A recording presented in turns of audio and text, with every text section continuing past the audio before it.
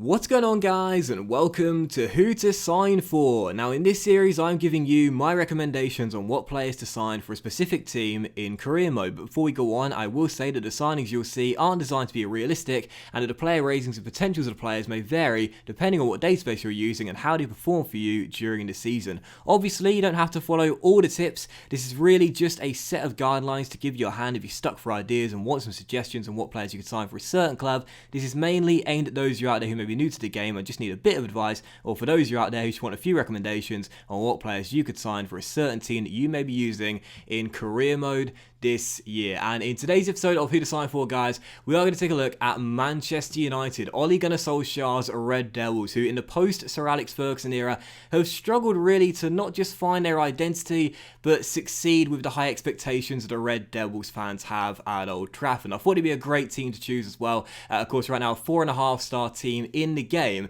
with a lot of good young talent, admittedly, yes, but at the moment, a team which definitely is in rebuild mode or transitional period, however you want to look at it. Definitely right now, Manchester United are not the club they'd hope to be in a few years' time. And just take a look at their team right here. It is a good team. I'll be the first to admit it's a pretty decent team, but again, it is lacking real quality in the first 11 at the moment. It's not a bad side, but the best advantage United's team is the youth they've got. The young players coming through, the young players are signed, such as Wan-Bissaka and Dan James, who I'm a big fan of. But right now, their side does need a lot of improvement if they are going to improve right from the get-go. Now, their objectives in the first season are pretty strong. They got to break into the top 4 of the Premier League for the first time in a few years and qualify for the Champions League that way, and also reach an FA Cup semi-final. And in the Europa League, they've got to win the Europa League, which of course they did a few years ago under Jose Mourinho, and the board are expecting from you in your first year as well. So a piece of silverware in the Europa League, an FA Cup semi-final place, and breaking into the top 4. With this 4.5-star team, it's definitely doable, no question, but it is quite a strong bunch of objectives from the board when you consider the fact that, once again, as we mentioned earlier, Manchester United right now are in rebuild mode. They're in transitional mode. Right now, they've got some very good young talent, but therefore it is going to take a while for them to start peaking, hitting their full potential, and starting to prove they've got what it takes to be Manchester United legends in the future. Now, they've got quite a few players out of deals that come the end of the year. I would recommend giving new contracts to quite a few of these players. Eric Bailly, the Ivorian centre-half, is one.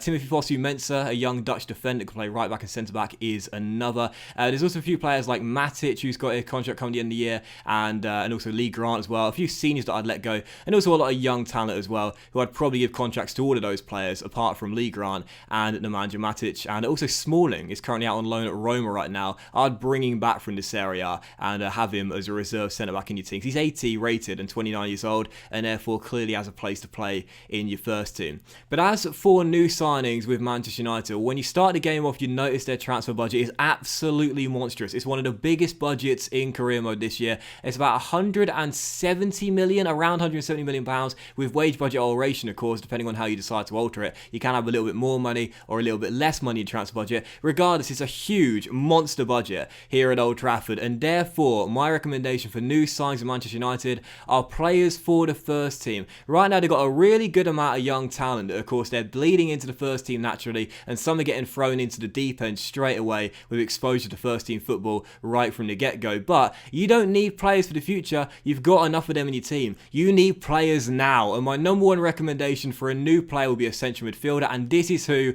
I would recommend. Sergej Milinkovic-Savic from Lazio. This guy's 85 rated, yet only 24 years old. He'll cost you an absolute fortune to bring in to Old Trafford, but he is definitely the number one target I would have for a new holding midfielder to play alongside Paul Pogba, the Frenchman, and sit behind whoever your cam chooses to be, as you'll most likely opt for a new one with Jesse Lingard or Juan Mata currently, or perhaps Andreas Pereira if you want, currently occupying that first choice cam role. But anyway, Milinkovic-Savic, absolute monster this guy. He's 6'3", and physically he looks incredible. He's got 88 strength, 4-star, high medium work rate, high stamina, and technically the guy is so gifted with the flair trait, both on the defensive end and the offensive end. This guy is the complete package. He can play all through the spine of the team, CDM, CAM, or CM, and I'm pretty sure as well, with the stats this guy's got, he could play centre-back or striker. He can play anywhere through the spine of the team, and again, it'll cost you a lot of money. You're probably spending around 65 to 75 million pounds on the guy, but he is worth the cash. He is definitely your number one target for a Manchester United career mode.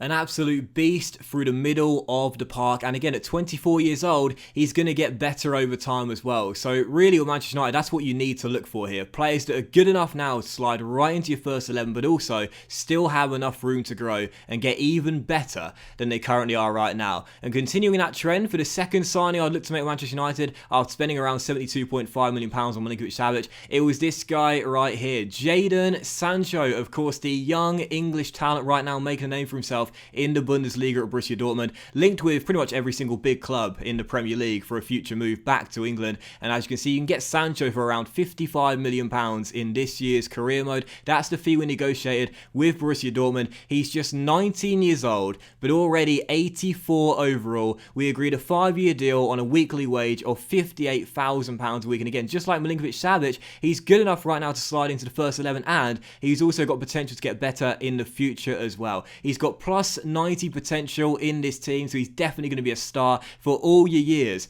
at Old Trafford. And again, just 19 years old. He's got over a decade worth of football before he starts to show signs of decline. Unfortunately, I think he took a bit of a potential decrease when I picked him up, but either way, 84 overall. He's going to slide right into our first 11 on the right-hand side of that midfield, take out either Mata or Lingard's place, or perhaps Dan James's place if you wanted to go with the young talent from Swansea City, formerly of Swansea City, I should say. But with 5-star skill moves, 4-star weak foot, he can play on the right-hand side or the left-hand side. Absolutely sublime young talent, one of the best in world football right now. And again, for £55 million, definitely worth signing. So with those two signings right there, Milinkovic-Savic and also Sancho as well, you're spending close to around £130 million on just those two players, but they're worth the cash, both of which can hit 90 or should hit 90 in the career mode. They're going to be absolute stars in the first team right from the get-go, and are still young enough to get even better. Definitely my two main targets for a Manchester United career mode. And as for selling players with this Manchester United team, well, I did show you the transfer list earlier. I would recommend shifting on some of the senior players in the team, those that are in their 30s or approaching 30. One of those players is Nemanja Matic. We agreed to deal with Arsenal as Unai Emery takes him to the Emirates Stadium for £9.5 million. That's under his valuation, but of course he is due to have his contract expire come the end of the season, so if you get a bit of cash for him, I'd definitely take it. And we sold Marcos Rojo as well for £9.2 million as well. I think that was a bit over his current market valuation, worth doing that. And also Phil Jones as well, we sold him too to Valencia in Spain. He's off to the Mestalla for £11 million. Is he 27 or 28, Phil Jones? One of the two, in his late 20s right now, and definitely worth selling, as he's not got the quality to be playing in this Manchester United side week in, week out. And after recalling Smalling from his loan spell, he's 80 rated and better than Rojo and Jones as well. So yeah, I definitely recommend selling those three players. And as for even more new signings with Manchester United, well, despite spending around £130 million, you've still got money to work with after making some sales, and also, of course, your monster transfer budget at the start of the season not being fully used. I would recommend a new backup striker with the Red Devils. Now, there's 3 options I've got on the shortlist here. Andrea Bellotti of Torino, who of course they've been linked with for the past few years. Moussa Dembele,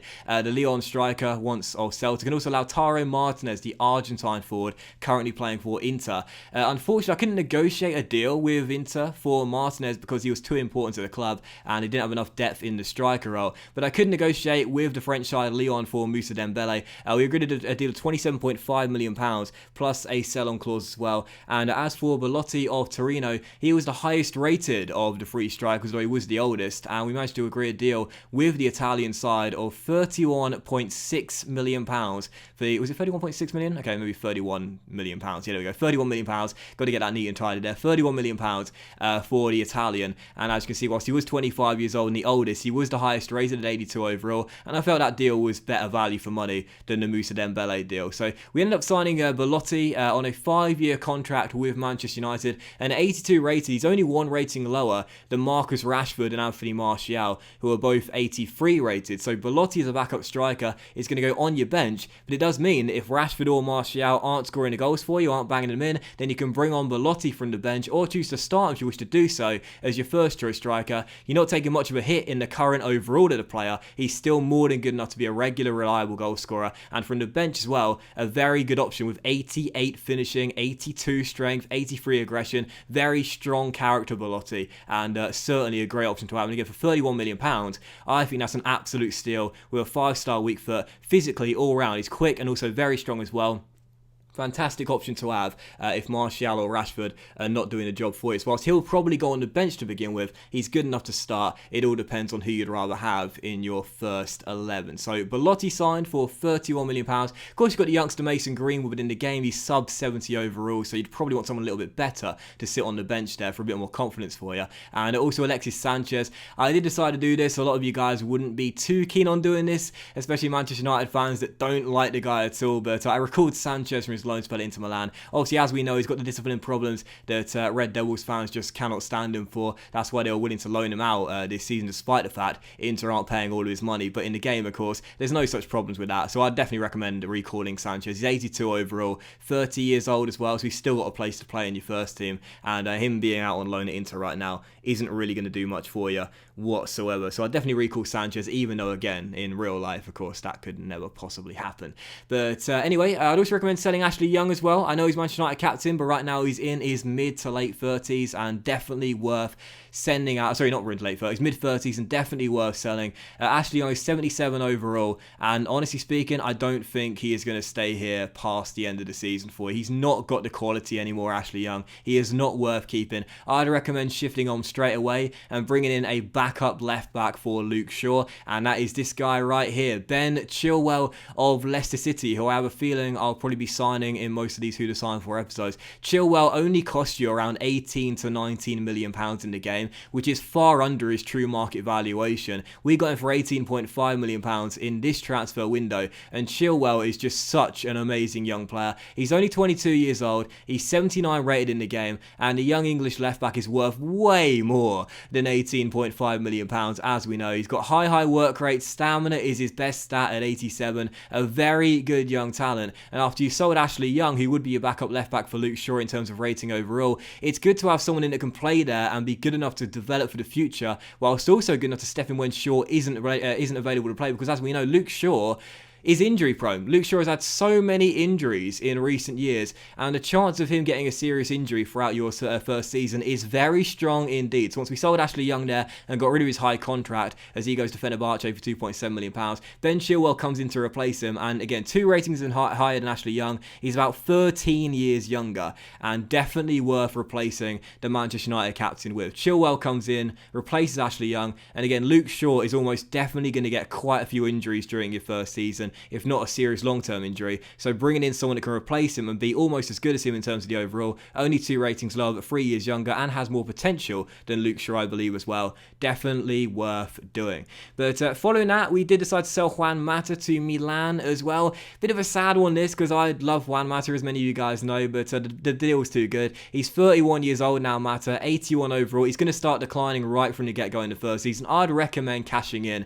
straight away for Juan Mata. If you can't get a decent deal, there's no reason why you couldn't keep him here, but personally speaking, as he is set to decline in his stats right from the first season, I'd recommend selling him personally, getting as much cash as you could, and looking to reinvest that in a double position. We've got 17.25 million, and once we added that to our season tickets boost as well, as you can see, bids here for Lee Grant and Dimitri Mitchell both fell through due to transfer talks broken down. We did decide to try and sign one more player with this Manchester United team, and after selling Juan Mata, looking for a new cam in this team, Jesse Lingard, personally speaking, I wouldn't have him as your first choice cam in the first season. I'd look to replace those two with a much better central attacking midfielder, and I'd opt for one of these 3 players. Christian Eriksen and Dele Alli from Spurs, or Bruno Fernandes from Sporting Lisbon in Portugal. Eriksen is out of contract at the end of the season, and therefore if you wish to do so, despite him being 88 rated and the best option to free, you could sign him on a free transfer for next season if you decide to play the pre-contract game and try and pick him up on January on a free transfer.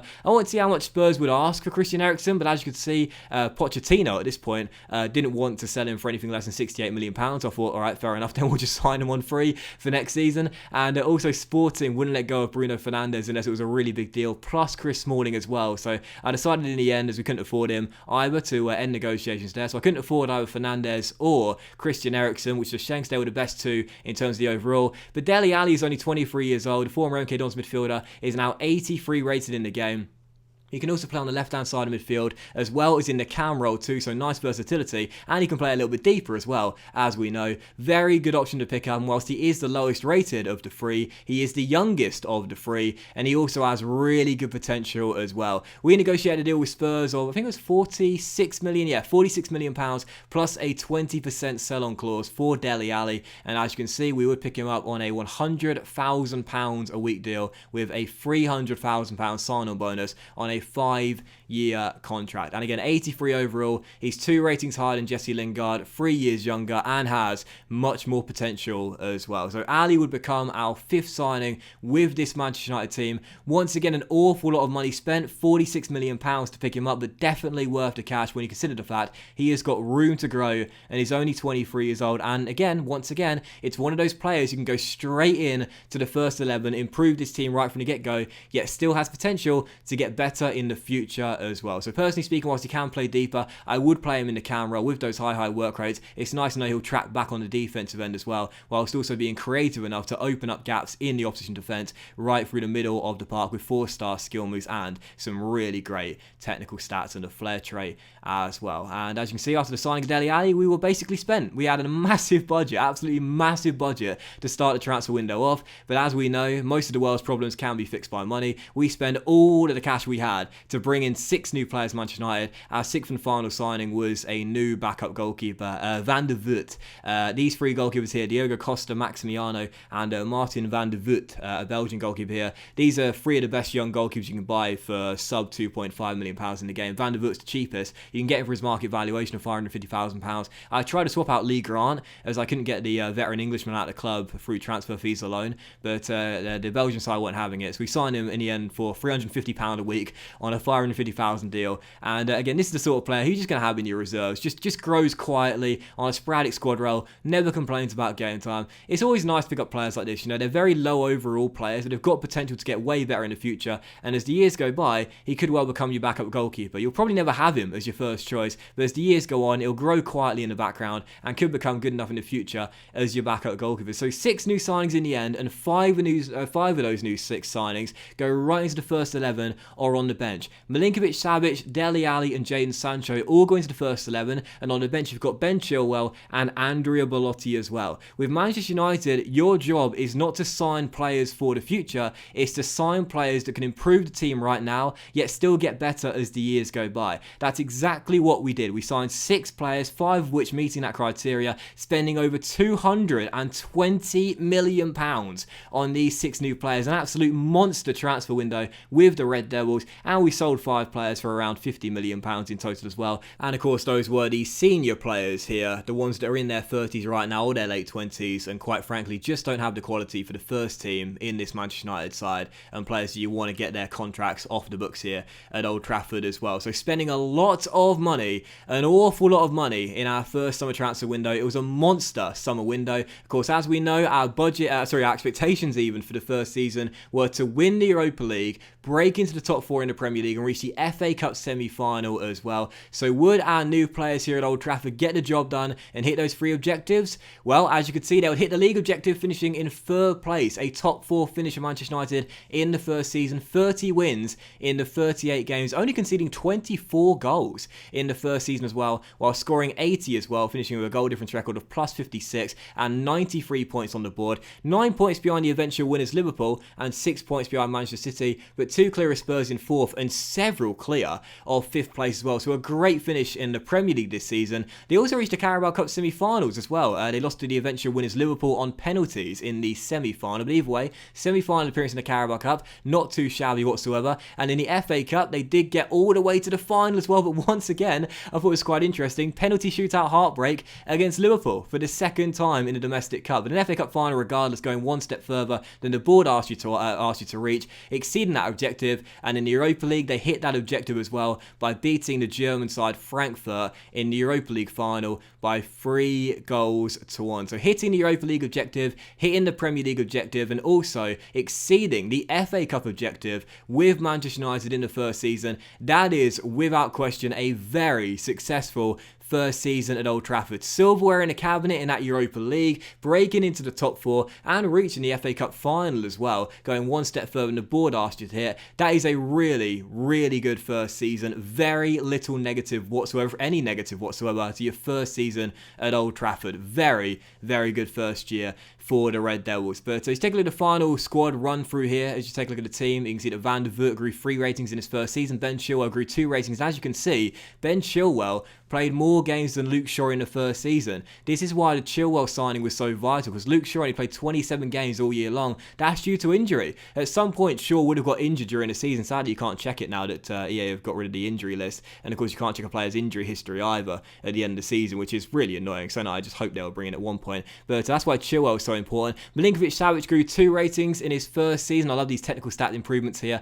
And grew his market valuation as well, which is nice to see, the £56 million, up to an 87 rated central midfielder. Dele Alli grew 4 ratings in the first season. Incredible improvement from Dele Alli. Had a great first season at Old Trafford and grew his market valuation by 75% to 56 million. What a signing Dele Alli was. And Jaden Sancho grew 2 ratings in the first season as well to 86 overall. 86 rated at just 20 years old. This guy is your number 7 for life. Your first choice right midfielder for all the years you'll be at Manchester United. Sancho had a good first year back at Old Trafford as well. And Belotti only scored 2 goals all season long. Bit disappointing that on Belotti. Probably the most disappointing of all the signings. Only grew 1 rating and increased his valuation by 12% as well. But either way, not too bad for a backup striker for Anthony Martial, who for some reason, I have no idea why, but only played like 4 games in the season. God knows why. And Marcus Rashford as well. Either way, this Manchester United team got better and better and better throughout the course of the first season. As you see the young players growing in their overall throughout the course of the first season. And that's why, once again, I would recommend the first season with Manchester United. Don't look to bring in young teenage talent who haven't got the ability to step into the first team right away. No, buy the players that are good enough to improve the first team right away, because you've got a good enough set of teenage talent here that you can bleed in naturally. Manchester United don't need more young talent that are going to take a while to progress. They need good players for the first team right now if they're going to appease the fans. Bring in that talent. You're going to spend a lot of money on those star players, but they are worth the cash if they can break you into the top 4, win you the Europa League, and also reach that FA Cup semi-final. That's exactly what we did in our first season at Old Trafford. A very successful first season with Manchester United. But that was today's episode of Who to Sign For, guys. Really hope you have enjoyed it. And if you did enjoy the video and the transfer suggestions helped you, then please do drop a like. If you're a new viewer to the channel, then please do click that subscribe button, as I upload FIFA 20 career mode videos every single day. And in the comment section down below, tell me who you would sign for a Manchester United career mode, and also let me know what team you want me to do next in the Who to Sign For series. So have a fantastic day, guys. Much love to you all, and I'll see you for the next episode of Who to Sign For very soon.